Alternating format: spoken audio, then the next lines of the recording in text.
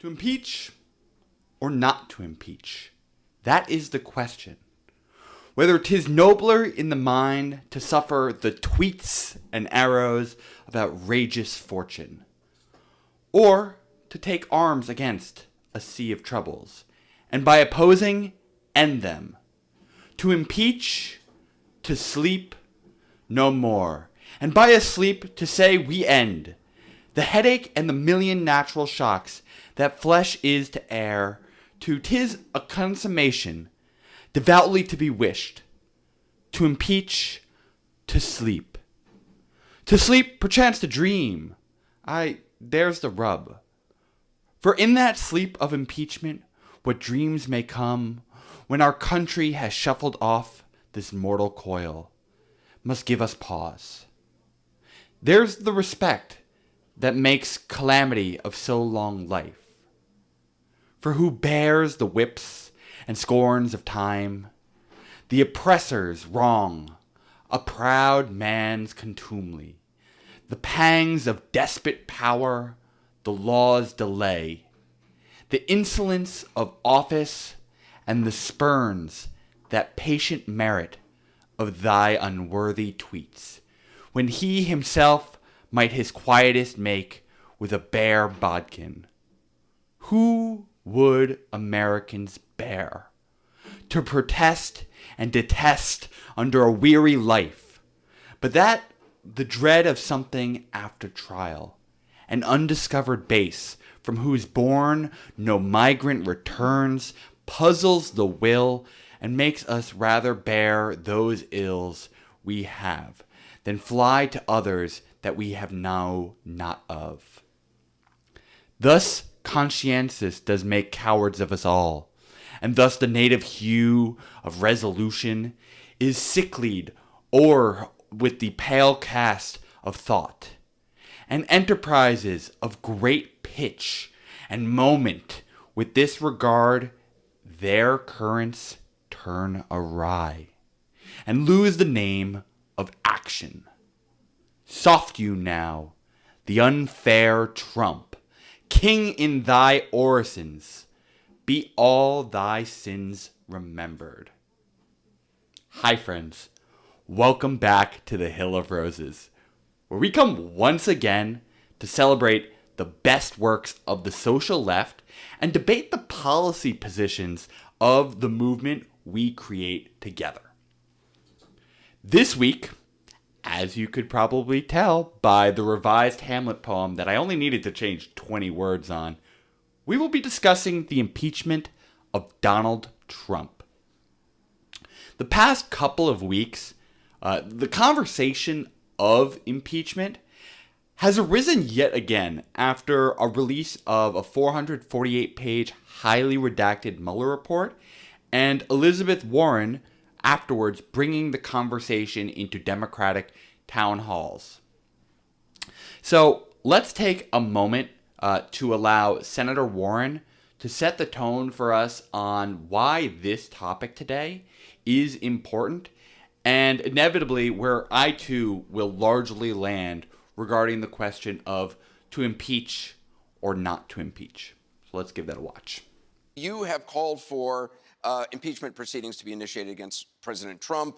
What do you say to those Democrats who say, look, this is not the time, it's going to take away focus from winning in 2020? Speaker Pelosi told her caucus again just today that she has no plans to immediately initiate impeachment proceedings. So there is no political inconvenience exception to the United States Constitution.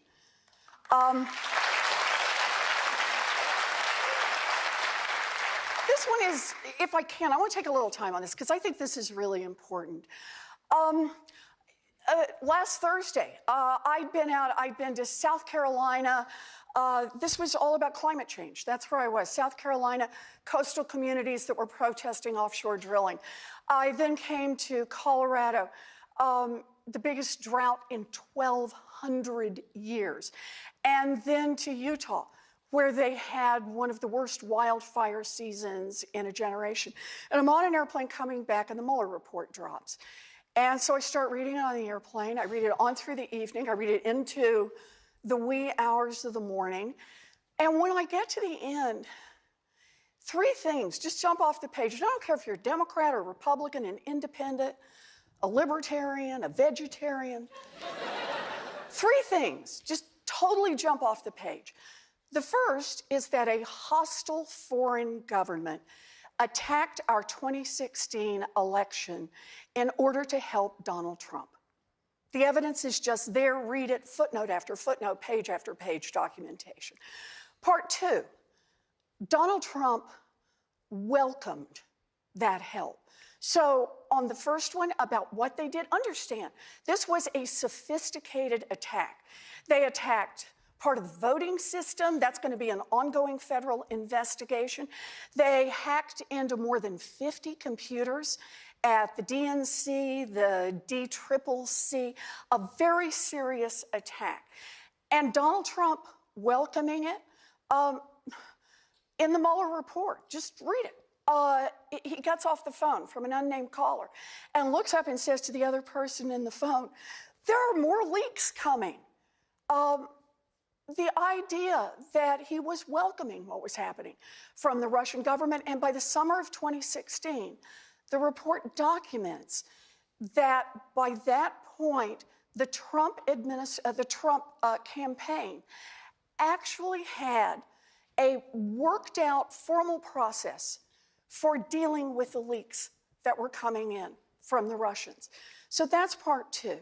Part three is when the federal government starts to investigate part one and part two. Donald Trump took repeated steps aggressively to try to halt the investigation, derail the investigation, push the investigation somewhere else, but otherwise keep that investigation from going forward and turning into a serious investigation about a hostile foreign government that attacked us and about his own personal interests. So here's how I see this. If any other human being in this country had done what's documented in the Mueller report, they would be arrested and put in jail. Obstruction of justice is a serious crime in this country. But Mueller believed, because of the directions from Donald Trump's Justice Department, that he could not bring a criminal indictment against a sitting president. So I think he's wrong on that, but that's what he believed. So he serves the whole thing up to the United States Congress and says, in effect, if there's going to be any accountability, that accountability has to come from the Congress. And the tool that we are given for that accountability is the impeachment process. This is not about politics. This is about principle. This is about what kind of a democracy we have. In a dictatorship, everything in government revolves around protecting the one person at the center. But not in our democracy and not under our Constitution. We have checks and balances, and we have to proceed here in a way, understanding our place in history, that not only protects democracy now, but protects democracy when the next president comes in, and the next president, and the president after that. But that's our responsibility. But you started off by talking about some of your travels and people talking about climate change and their concerns and tabletop issues. Yes. Doesn't putting a lot of Democrats focused on impeaching the president, which is not going to pass in the Senate, it's not really going to go anywhere in that sense, doesn't that take away focus from the tabletop issues that you and other Democrats say they want to run on? So, let me just say, if you've actually read the Mueller report, it's all laid out there. It's not like it's going to take a long time to figure this out. It's there. It's got the footnotes. It's got the points. It connects directly to the law. But this really is fundamentally, I took an oath to uphold the Constitution of the United States. And so did everybody else in the Senate and in the House. And I believe that every person in the Senate and the House ought to have to vote and to say either, yeah, that's okay with me. Yeah, let a president just step in the way he did when he told the White House counsel to go fire Mueller, and then told the White House counsel to go lie about having told the White House counsel to go fire Mueller, and then told the White House counsel to write a letter saying that Donald Trump had not told him to go fire Mueller, and then to say, why on earth would you take notes about what I said to you? The lawyers I deal with never put anything in writing. If there are people in the House or the Senate who want to say that's what a president can do when the president is being investigated for his own wrongdoings, or when a foreign government attacks our country, then they should have to take that vote and live with it for the rest of their lives.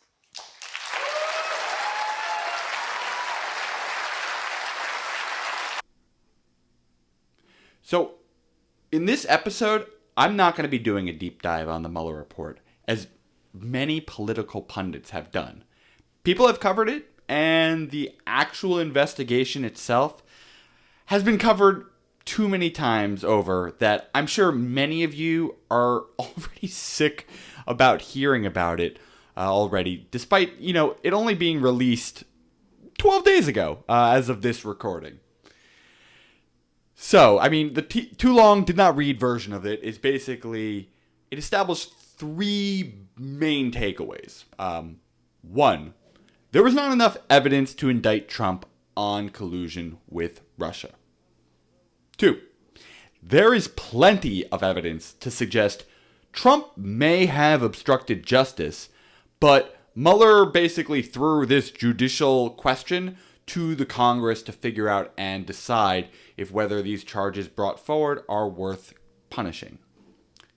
Three, there are many financial crime investigations still ongoing about Trump that led to a variety of redactions in this report.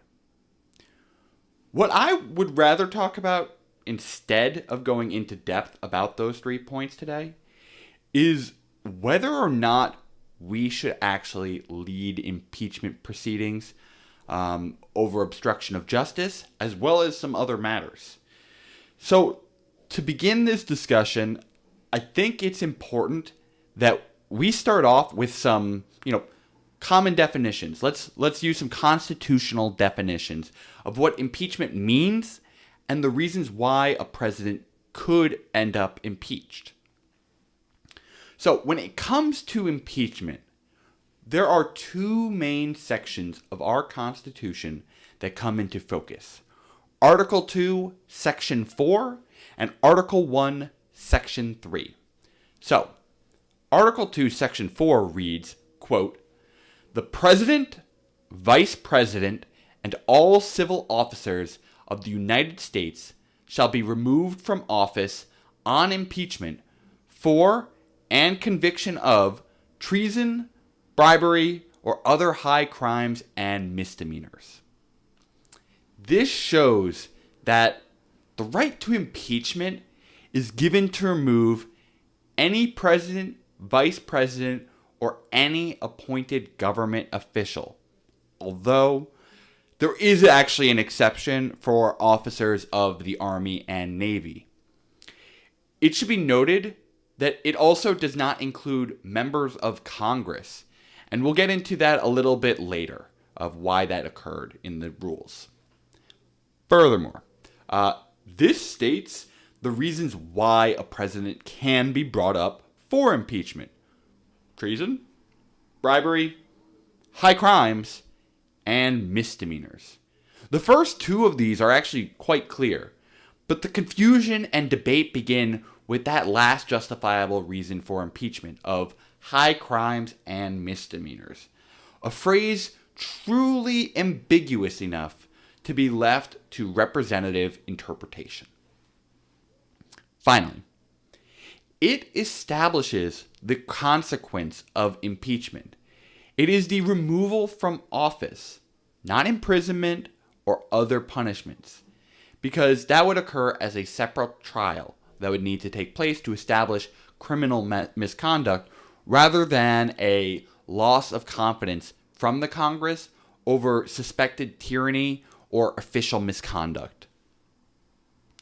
So, now that we know the reasons, punishment, and eligible individuals for impeachment, let's next read the second constitutional section on impeachment, Article 1, Section 3, to see if that adds any more clarity or more confusion to the topic of impeachment.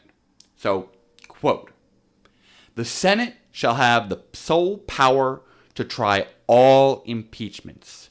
When sitting for that purpose, they shall be on oath or affirmation. When the President of the United States is tried, the Chief Justice shall preside, and no person shall be convicted without the concurrence of 2/3 of the members present. Judgment in cases of impeachment shall not extend further than to removal from office and disqualification to hold and enjoy any office of honor, trust, or profit under the United States, but the party convicted shall nevertheless be liable and subject to indictment, trial, judgment, and punishment according to the law." So, this passage really helps to establish the procedure in which impeachment can occur, and it further clarifies the punishment for impeachment. Most notable items to take away from this section are two things, in my opinion. One, impeachment is done by the Senate. You need a 2/3 of members to be able to actually impeach as well. So, as you may know, if you've followed me from the beginning, I've always, I'd say, believed that the Senate is a flawed institution due to its distortion in representation between individuals by the state they live in, allowing a majority rule in that body of Congress by only 17.5% of the population. Small population states more often tend to be rural communities due to lower population densities, reducing the overall population of the states, and rural communities more often change at slower paces and tend to accommodate less tourism and thus exposure to foreign cultures, which can lead to a more conservative view of the world around them.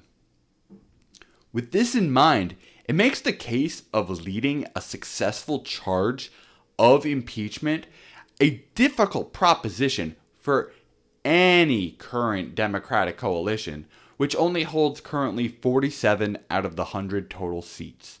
So they would need to be able to convince at least 20 Republicans to flip to remove our national shame from office. So, with this context in play, it may confuse someone how our system reached this point of such abusable power that is difficult to remove, and so I believe it is pertinent that we go dive into some historical context behind the actual drafting of presidential impeachment procedures. To do that, this week, as we always do, we're celebrating a piece of work. And in this case, we're giving a shout out to our forefathers by diving into the 1787 Constitutional Convention notes by James Madison. So, the notes begin on June 2nd on a discussion of introducing the idea of removing a president from office through impeachment. But unlike today, it could be based solely on the will of the Senate without any charges of wrongdoing against the president.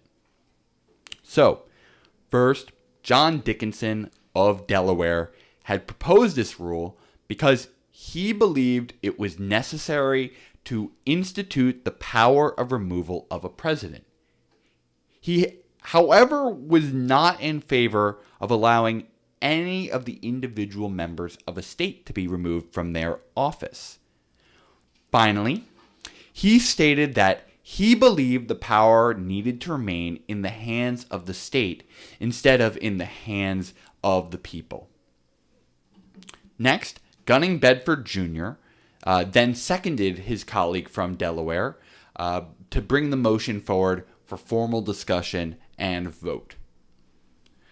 So after this, Robert Sherman of Connecticut, George Mason of Virginia, James Madison himself, and James Wilson disagreed with the Delaware delegates and helped kill the motion, stating its ability to incentivize corruption of senators and that it would leave the power to remove the official in the hands of the few as a minority of the general electorate, and this could prevent the removal of someone who is a just candidate for dispelling from office.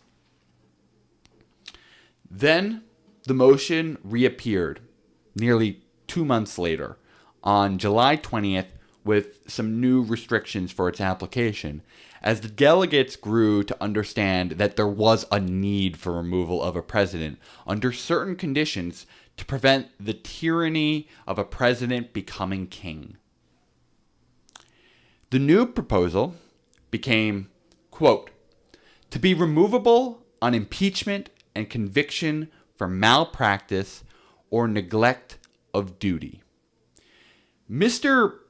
Pinckney of South Carolina, Mr. Davie of North Carolina, and Mr. Wilson of Pennsylvania agreed with the motion on the premise it is a security to ensure good governance. Governor Morris of Pennsylvania, he disagreed on the motion, stating it in any criminal wrongdoing by the president, there would still be co-conspirators that would be eligible to be punished, and that the president could then be judged on the allegations of his wrongdoing by the results of the next election. So then, after that, George Mason added that he contended with Governor Morris because impeachment is necessary because no man should be above justice, especially men capable of committing crimes of the highest degrees of injustice. When great crimes are committed, the principals generally are not excused and just left with their adjutors to solely be arrested. No, they're both tried for their crimes that they are accused of. So there had been much debate and difficulty as to the mode of choosing who would decide the next executive. He worried that leaving the responsibility to the electorate would allow the electorate to be corrupted by the commands of the executive on trial to repeat the potential crimes to keep his own power through the hands of the electorate. He concluded by stating that the power to make the decisions should be left to the national legislature. Benjamin Franklin then reasoned for retaining the clause as it's favorable to the executive.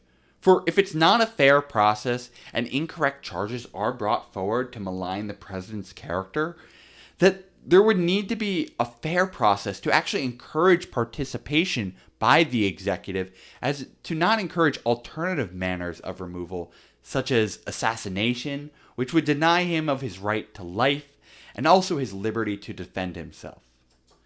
Gouverneur Morris agreed with the group that impeachment for crimes by the president must be allowed. However, the types of impeachable offenses should be explicit and enumerated, rather than left for broad interpretations.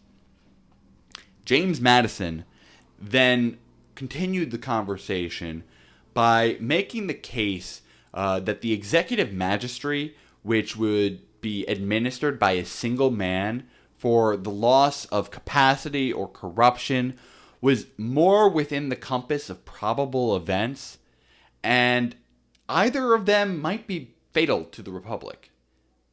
Mr. Pinckney and Mr. King argued that impeachment would be unnecessary and it would cripple the president's independence from the legislature, and instead, a review of fitness for office should be decided by our periodic reviews of election.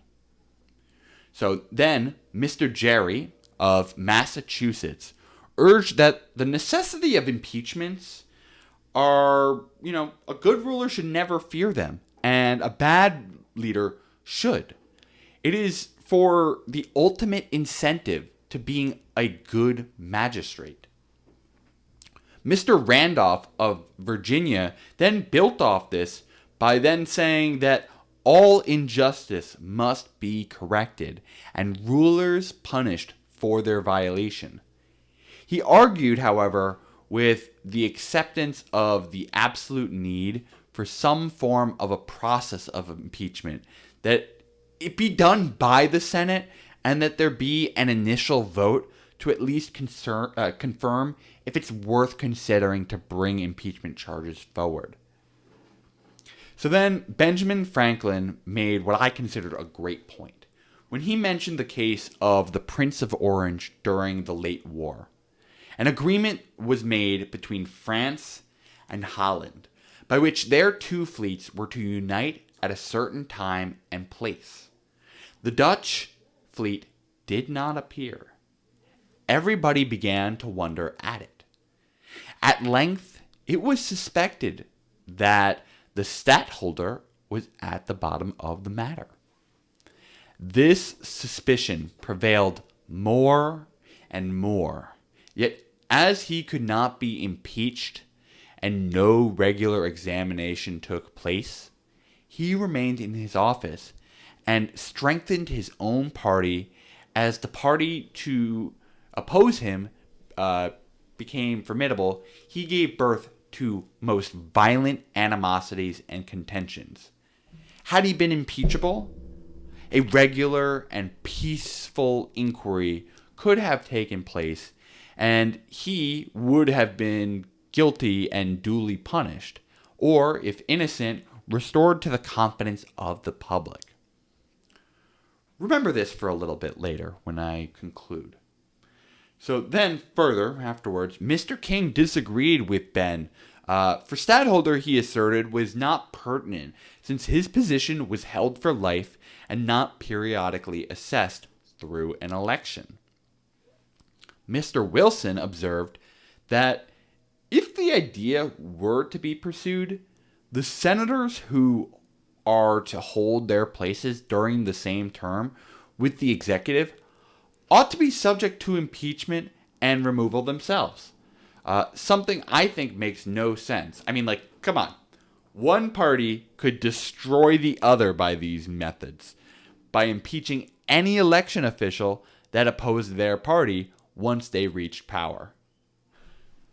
Mr. Pinckney apprehended that some gentlemen reasoned on a supposition that the executive was to have powers which would not be committed to him.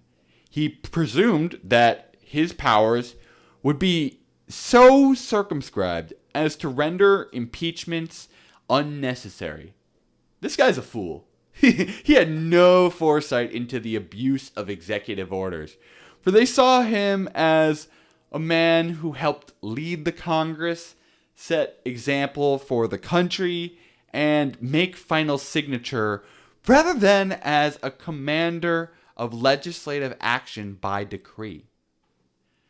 Mr. Gouverneur Morris's opinion had been swayed during the discussion, and he believed that impeachment was a necessary measure.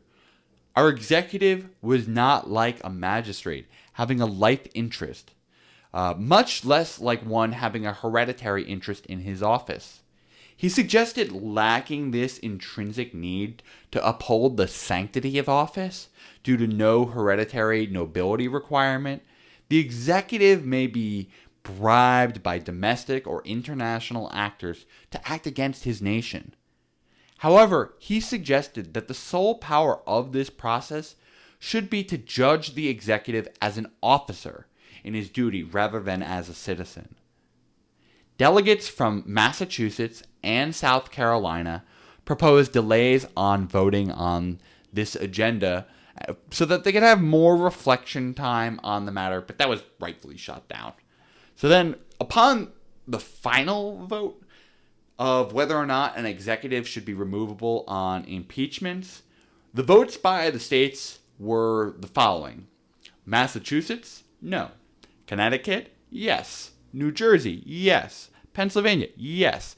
Delaware, yes. Maryland, yes. Virginia, yes. North Carolina, yes. South Carolina, no.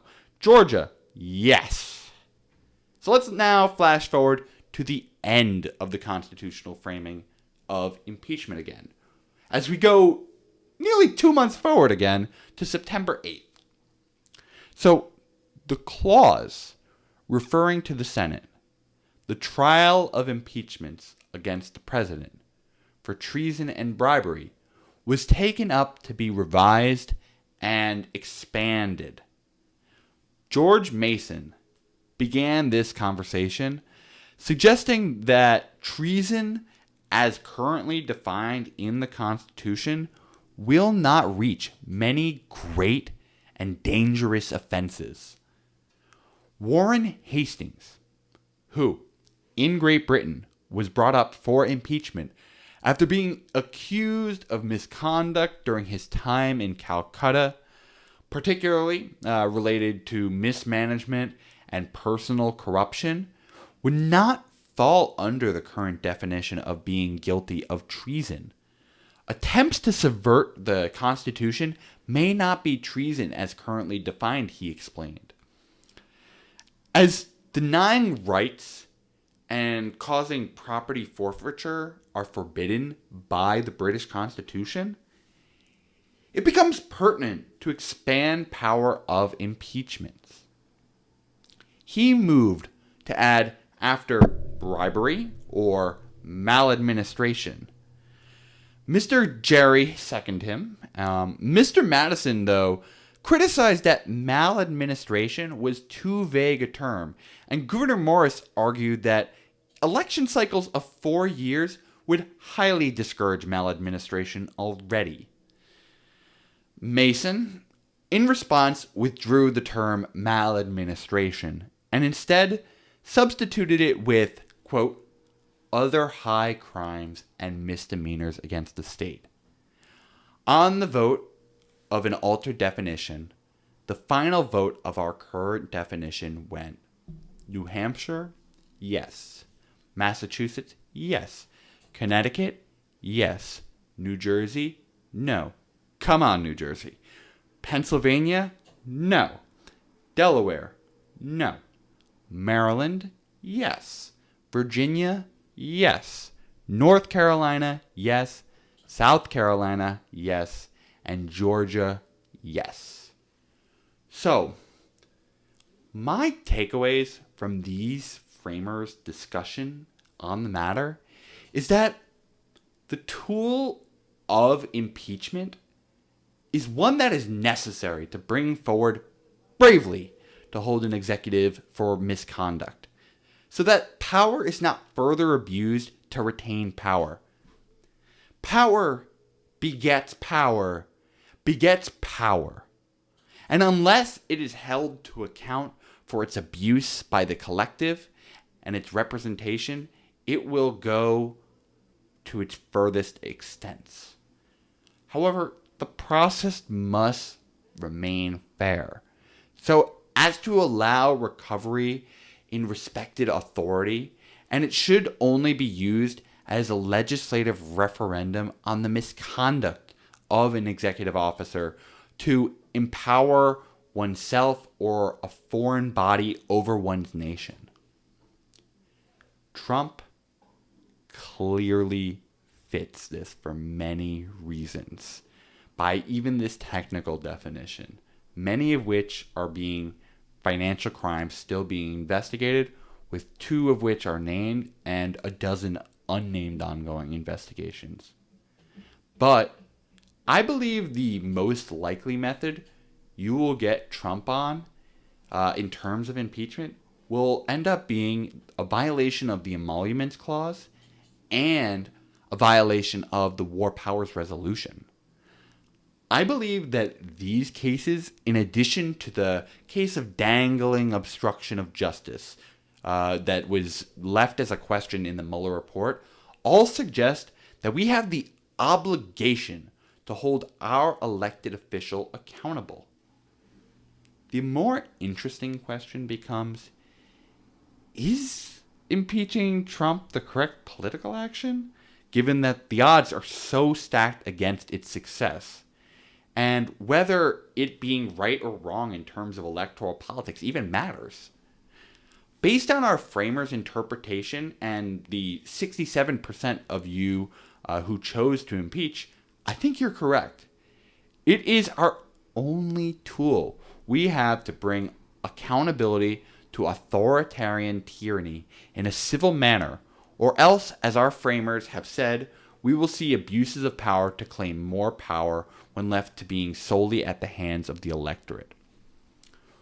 We've seen Trump make claims of voter fraud before, and Trump has been conveniently given a credible line of election integrity confidence being shaken by a narrative being pushed by many within the Democratic Party that Russia had exhibited they are capable of hacking our voting systems to mess with our election results. With abuses of executive actions and orders, like vetoing a reinforcement of existing law with the War Powers Resolution and making multiple executive orders to help promote, subsidize, deregulate, and expand zoning for the fossil fuel industries, we should know Trump, as an entirely self-serving individual, will attempt to seize power to protect himself, just as he has done in the process of the special counsel investigation that was being conducted upon him for his potential involvement in Russian collusion.